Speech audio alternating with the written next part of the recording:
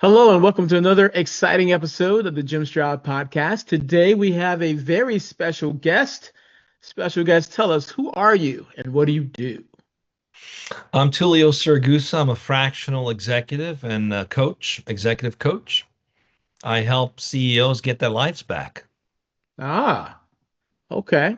So you're a magic maker. So to speak. No, I help them make the magic.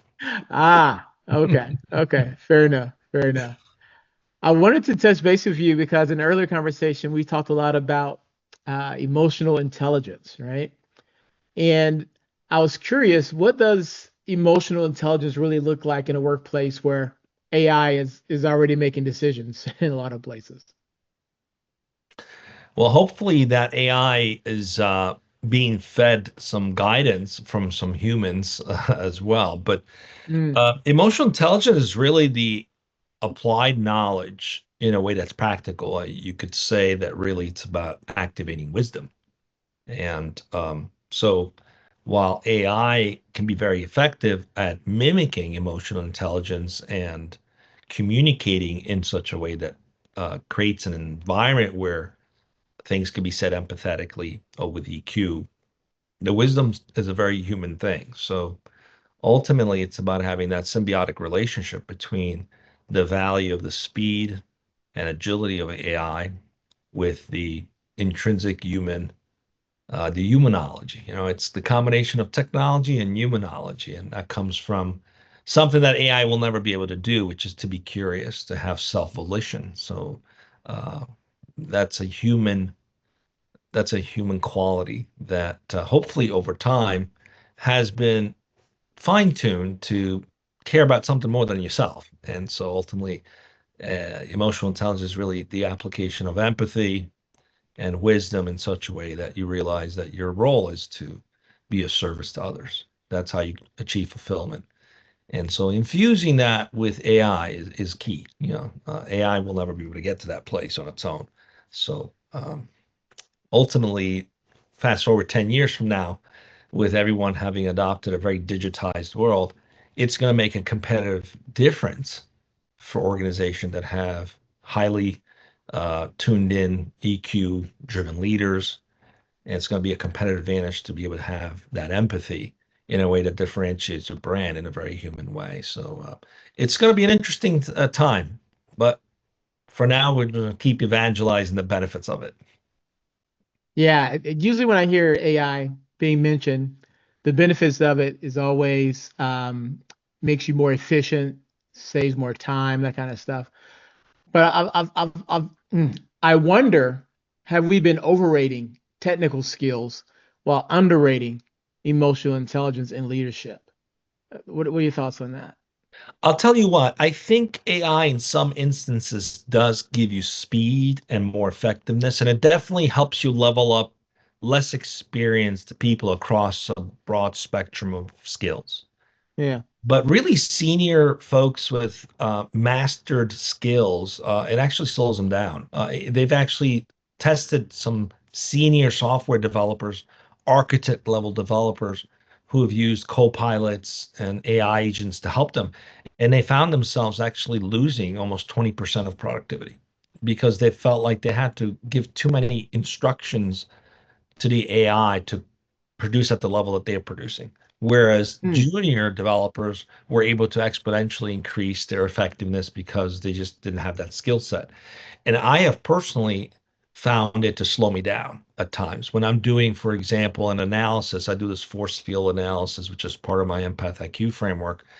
It's a very deep analysis where you're looking at your driving forces in an organization, the hindering forces of that organization, and then you're trying to triangulate the headwinds and tailwinds of a company's industry, their competitors, a SWOT analysis, a combination of all these things coming together. And that has come through 20, 30 years of doing it over and over. There's certain things you look for and certain patterns you identify that AI just can't do it fast enough. So I use them more to just kind of collect my thoughts and be very efficient on how I present the information. But when I have tested it to actually come up with the analysis, it just slows me down. So I think there's a bit of a hype around what it can and can't do. There are certain things that come through that intuitive wisdom that gets developed over time through the experience of having had successes and epic failures in life, right? where we learn from those epic failures things like resilience and how to look out for something that on paper looks good, but in reality it may not be as easily executable because there's humans involved. The AI doesn't understand that. It's not wired. It can't think through the possibilities of the human condition that can come into the picture. So in some cases, I think it slows people down. So you got to know how to use it. Use it as a tool to benefit you, and where it doesn't, leave it behind. Makes sense. Makes sense. Whether it's proven useful or not, it is a skill that can be taught and learned. Um, but I wonder, can emotional intelligence actually be taught, or is it just innate? Either you have it or you don't. That can be taught and can be developed as well. Specifically, well, there's a number of components to emotional intelligence. So let's start with the most basic, which is self-awareness. You can't Okay. achieve emotional intelligence without first having a sense of self-awareness. Like you need to know where you are in a very authentic way. And we as humans and even as companies tend to have an aspirational truth version of where we think we are, right? So as a coach, this is always the challenge is getting to the truth because let's say you have a goal, I'm going to get here, right? And the aspirational version of where you think you are is like over here, right? But in reality, you're really over here. Right? So now if you start developing all your tactics to go from here to here and you Mm, just get these steps, you're going to fail. And so you have to, first of all, be self-aware, and that requires incredible self-honesty, right? And companies do the same thing. Like they put out the aspirational version of who they are in the marketplace, and sometimes operate as if they're there and then find themselves struggling. It's like, how come we can't go from here to there? Because you're actually over here. You got to do the basic work to get from here to here first, to get to, you have to bridge where you think you are versus where you are. And so, how do you do that in a very effective way? This is why I love force field analysis because it is literally a collective self awareness that companies can do. It's a very raw and honest way to say, here's the driving forces that got us where we are right now. It's usually mm, tied to a very measurable goal. And so you can say, okay, where are we against that goal? All right, we're 30% of that goal. What got us to 30%? So you start with all the positives. And that usually activates the desire to be honest because you want to showcase all the good things that have gotten the company to 30%, including the external factors that you didn't control. Maybe there was tailwinds in the industry. Maybe a competitor lost its way, created an opportunity. All these factors contributed to the success of getting into that 30% of the plan, right, of where you want to be. And then the honesty comes in understanding what are the hindering forces, what are the things holding you back from getting to 100%, and the internal and external things. Um, and as you uncover those things, this is why I do it in a way where it's not just the executive, it's a collective input. I always make sure there's representation across the company for these analysis because you're going to get the truth through the collective wisdom of people, not just one or two people who might be pushing their version of what they think is they want people to perceive. So it's not about that. It's like, let's just get to the real where we are, right? Because once we understand the reality, then we can work with that. Then we have a starting point that's real, not a starting point of what we're telling the investors or the markets, right? So it's getting to that truth. First step, self-awareness is key to emotional intelligence. And then um, knowing how to throttle your emotions and your responses. And that also takes developing higher sense of self-esteem. People with lower sense of self-esteem or esteem are less likely to be open to criticism or coaching.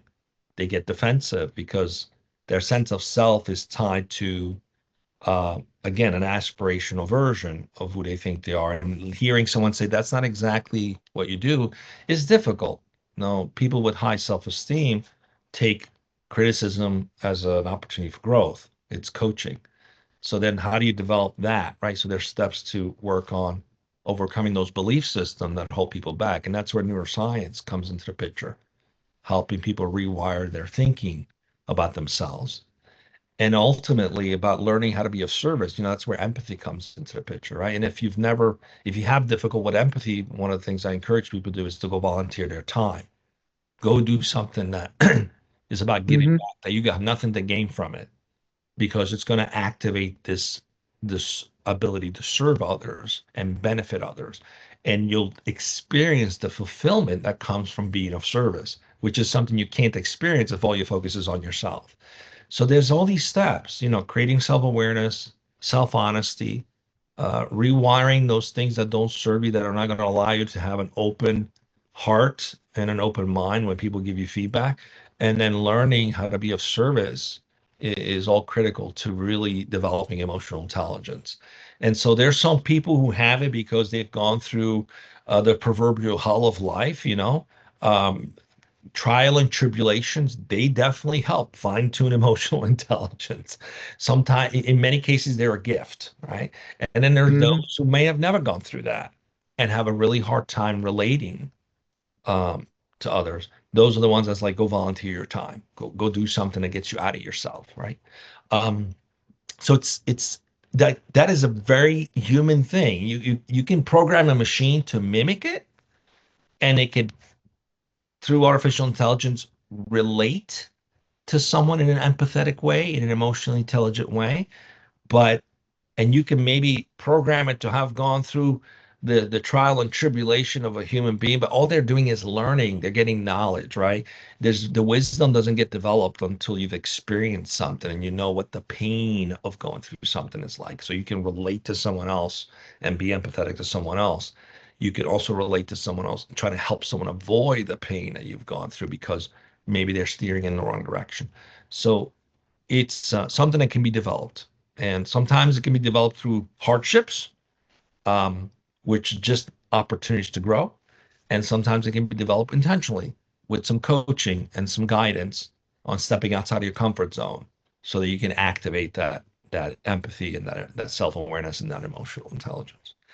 I imagine that as you're coaching these people, you're also being a bit of a politician because I can imagine some people relying very heavily on a gut instinct to make the decisions. And I imagine another set maybe relying too heavily on data to the point where they don't want to trust their gut. They want to trust data over their own instincts.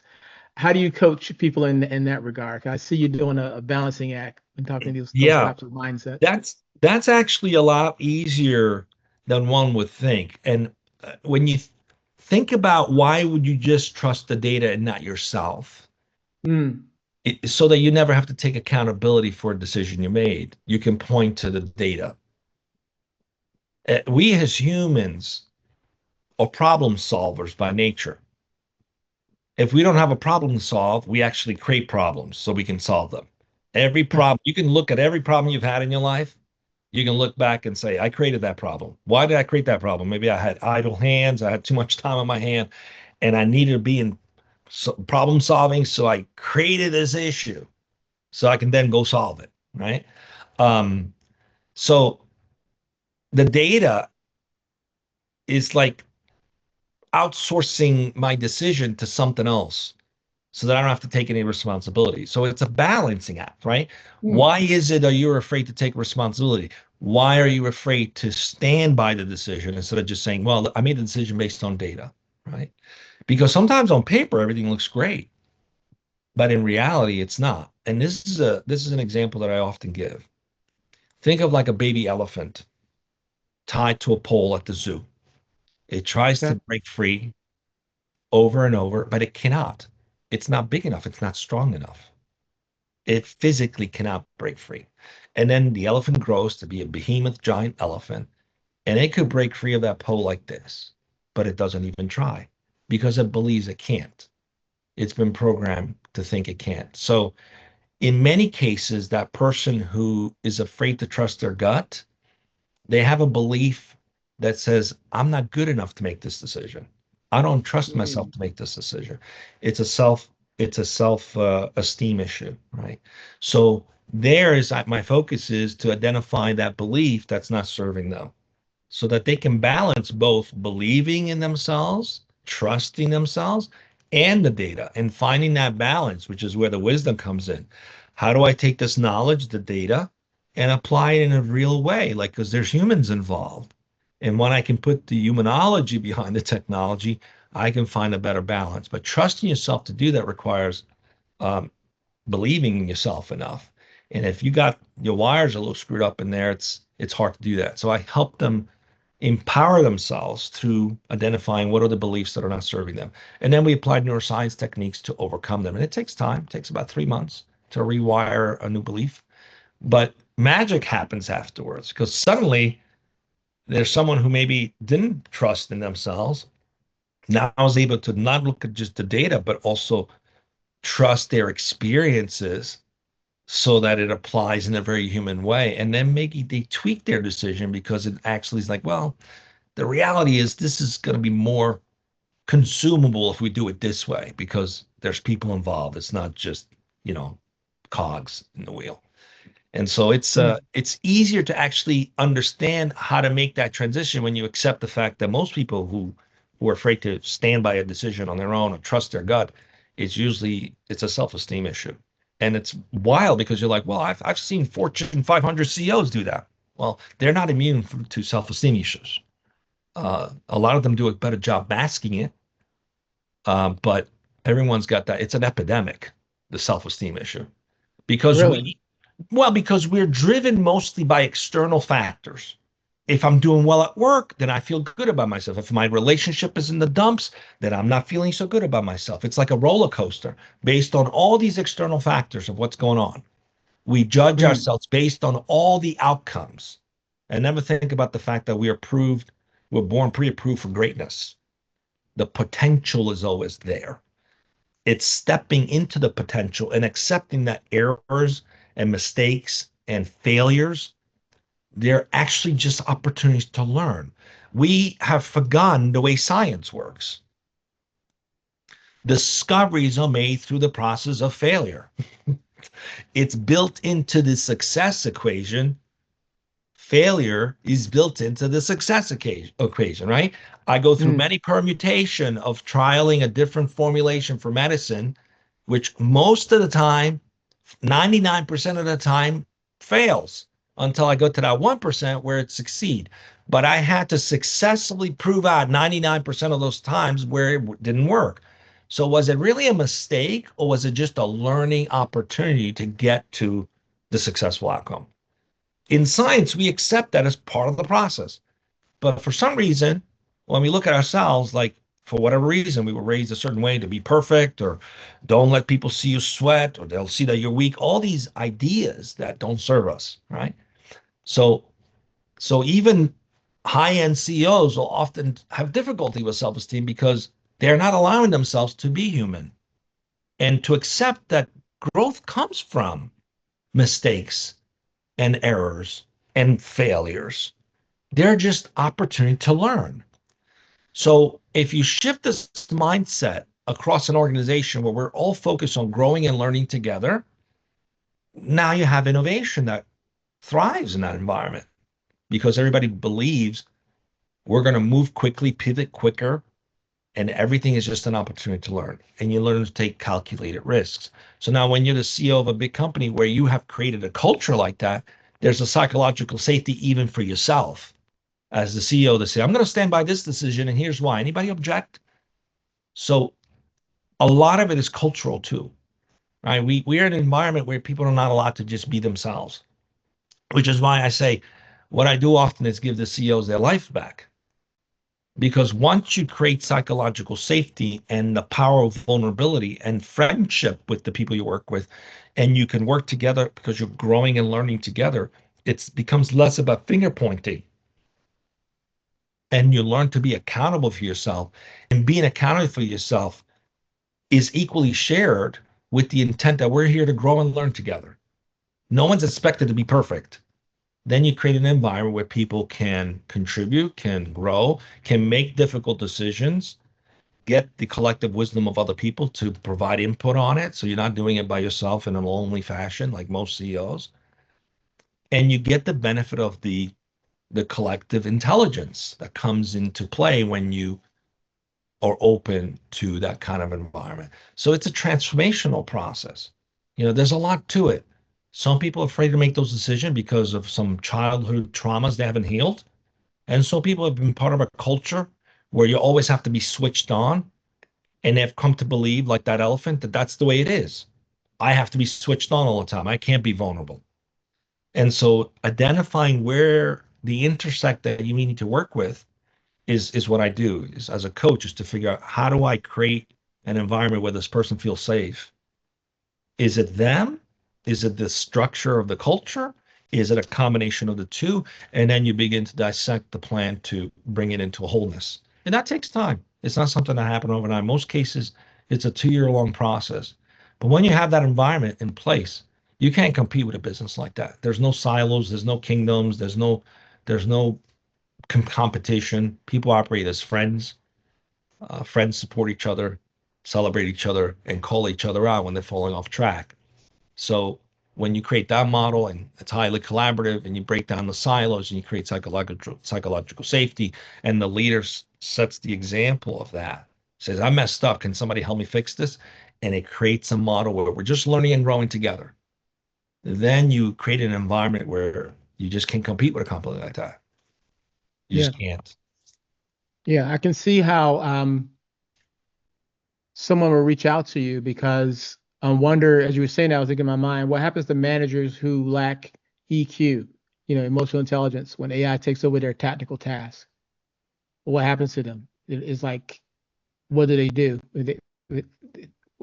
They would need someone like you to help them bridge that gap, I imagine, for sure. Yeah, because most of the time they're going to be very hard on themselves. And it's sad because most of it is just the way it's a remnant of the Industrial Revolution model of business. Okay. It's not anyone's fault. In the Industrial Revolution, we created models which were rigid and structured because people's lives were at stake. If you didn't follow a process manufacturing something, you could literally die. Many people did because there were no standards. So it's like we need to have standards, we need to have processes in place because it safeguards lives.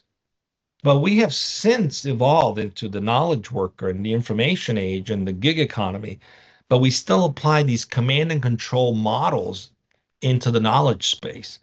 And Yep. it doesn't safeguard anyone. It just makes people feel restricted. It chokes their innovation, their ability to just speak up and contribute value. So nine, probably 97% of the company out there, at least 90% of the companies out there, still operate with this command and control structure, which does not allow for people to just be themselves. They have to put on a mask and act a certain way to fit into the culture. But the culture sucks because it's not a free culture. So Yeah. when you transform into an environment where you operate as friends, you create more autonomy, you decentralize, you share authority, you create a self-managed structure, which is predicated on 100% self-accountability and also freedom.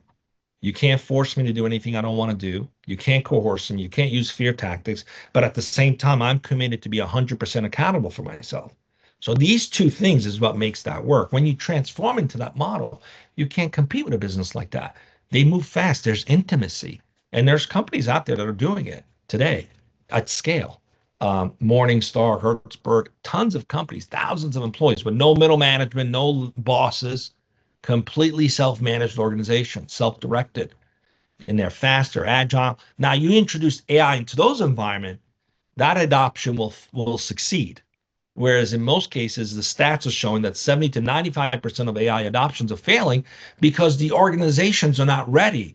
AI thrives in autonomous, agile environments.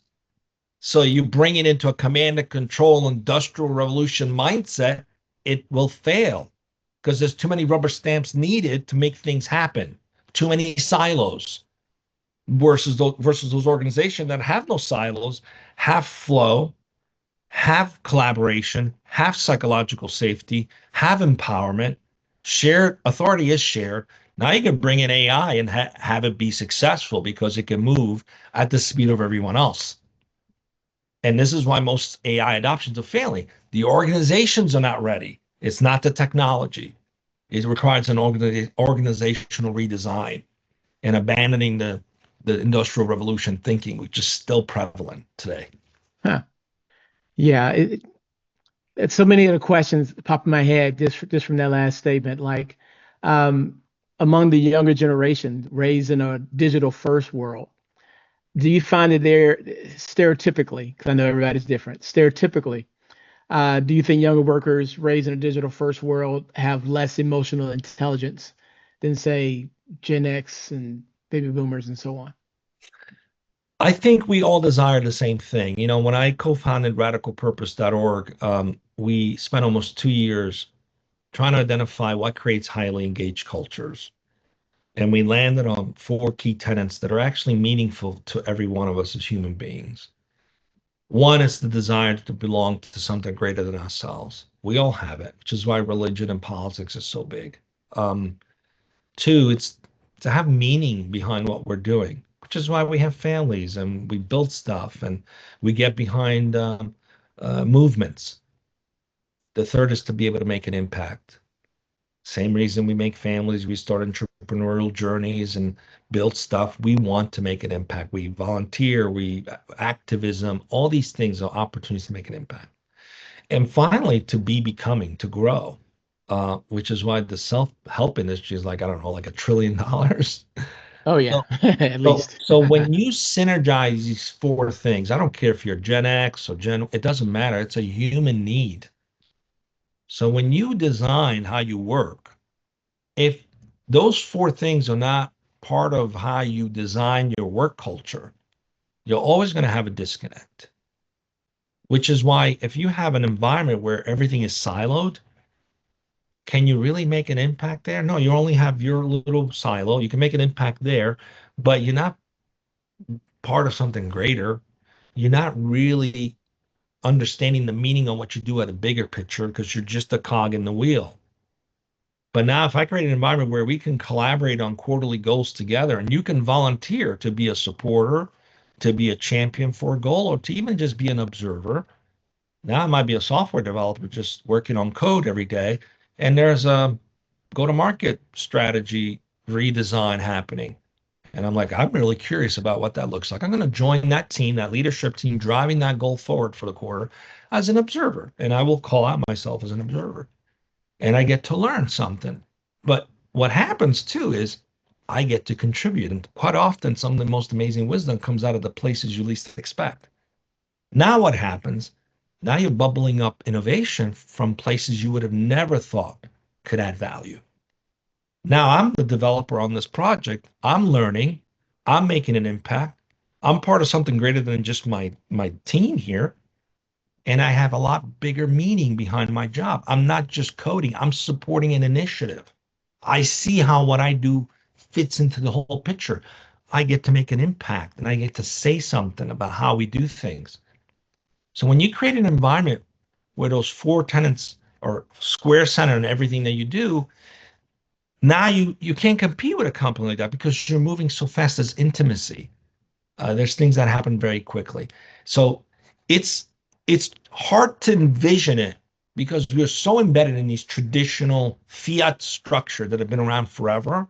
It's hard to envision how that would work. The good news is you've got studies now coming out of Deloitte, McKinsey, Gallup that have studied these models for 10 plus years who are providing the stats to say, wow, the impact is exponential. These companies have more productivity, more revenue, more profitability.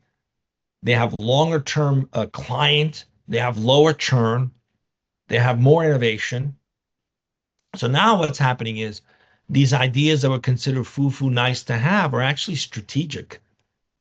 It's strategic to the business to be able to operate this way. Emotional intelligence, empathy, they're not just nice to have, they're strategic to how a company can be successful and competitive. The stats are there. And here's one alarming stat. Gallup just recently did a study that shows that only 31% of employees are engaged in the US and Mm, 21% worldwide. 21%. You know wow. what that is? That's the equivalent of sending your employees home for 9 months. Just come to work for 3 months, and then the rest of the year, the 9 months, you could go home. No Wow. board would accept that. And we're making predictions with Wall Street, with our boards, based on only 31% of the employees being productive. Now that's a fail. And why is that in place? Why did it disengage? Because people don't feel empowered. They don't feel dignified. Those 4 tenets don't exist in those environments. But when you put them in place, then you triple the engagement, you triple your productivity, and with the same people, now you're punching 3 times above your weight. And that outcompetes everybody else, right? And until boards begin to have committees about employee satisfaction or employee engagement, they're going to be blind to this. And those CEOs who don't operate with empathy or emotional intelligence will continue to create environments that are toxic and perpetuate this disengagement. So this is an epidemic. Think about it. 70% of the employees go to work not wanting to be there. That is sad. And then what happens is those employees go home and talk to their kids about how terrible their work conditions are. And those poor kids are listening to this day in and day out. And then we wonder why mental illness is at an all-time high, why they check out and just turn to drugs and alcohol. They're not wanting to go to work. They're like, this work sucks. And then we wonder why society is the way it is. What we do at work matters. The culture we create at work matters. It impacts families, it impacts communities. So for me, it's not just a nice to have. This is a mission to change the way we work in a way that feels and fuels the need of people. It makes them go home and feel excited to have gone to work. And it all comes down to just being intentional. And the good news is the data, going back to the data decision, the person only makes decisions on data. The data shows this is strategic. So for those who are afraid to make that decision, look at the data. The data supports making that decision. How can AI improve empathy? Any suggestions on that? Yeah, that's a good question. So you can actually intentionally use AI to help show up more empathetically. We created AICMO, AICMO.io, with design thinking principles built into it. And what we infused was empathy and purpose. So when a brand goes to present themselves in the marketplace, one of the things we help them do is define their purpose as a brand, define their voice, and then be able to connect beyond the transaction with their customers, because marketing has become like everybody's just shouting on a megaphone, and now companies are even using curse words just to get your attention. But that's not how it works. People want to feel heard and understood and want to be joining a community, not just be sold to. And that requires a very empathetic approach. So you can use AI. We've actually designed it where you can elevate how you position yourself in the marketplace in a very empathetic way. And then in that process, we also give suggestions on how to align your organization in such a way that you're not just speaking it, but you're walking the walk. So there's tools, there's ways to infuse AI with being able to expand more empathy in the marketplace. And we've done it at AICMO. Very good. Definitely food for thought. If we're running out of time, unfortunately, because I had like 100 more questions for you. What is the best way for someone to connect with you online, to ask more questions or just to get in contact with you? Yeah, just TullioSiragusa.com, TullioSiragusa.com. And all my contact is there. You can email me. You can, all my social profiles are there. You can find me on LinkedIn. Every social media, it's at TullioSiragusa.com. Just contact me, reach out. Happy to help anywhere I can. Very good. And to make it easier, I'll also leave it in the podcast description. So if you're listening, just scroll down, look at the podcast description. The link will be there. Tullio, thank you so much for your time. This has been very enlightening. Thank you. Thank you, Jim. It's been a pleasure.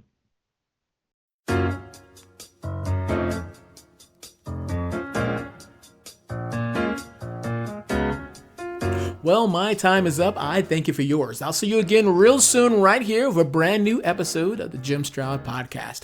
If you have any questions, comments, or concerns, feel free to reach out to me. I can be reached by email at jimstroud@ jimstroud.com. And one last favor, if I may ask, please rate this podcast. 5 stars is preferred, but please comment with your honest opinion. I really appreciate that. All right. Okay. Until next time. Bye-bye.